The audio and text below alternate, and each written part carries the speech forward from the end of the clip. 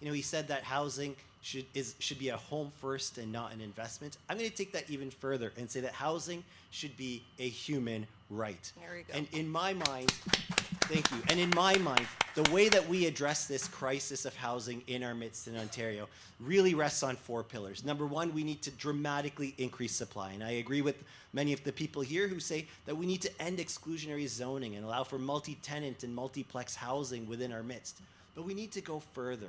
We need to make affordable and supportive housing available for those who are most vulnerable. And unlike the Doug Ford approach, which treats the province as a single monolithic entity, we need to realize that the way to solve housing in Northern Ontario is different from Southwestern Ontario, is different from the GTA.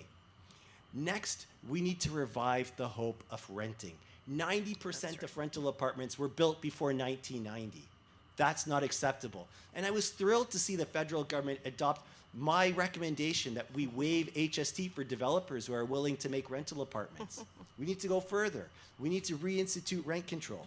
And finally, we need to give people the hope of home ownership again by adopting novel strategies like co-ownership or shared equity mortgages, and where necessary, having an Ontario Home Building Corporation that can incentivize, plan, finance, and where necessary, build the homes, because no one in Ontario should be homeless.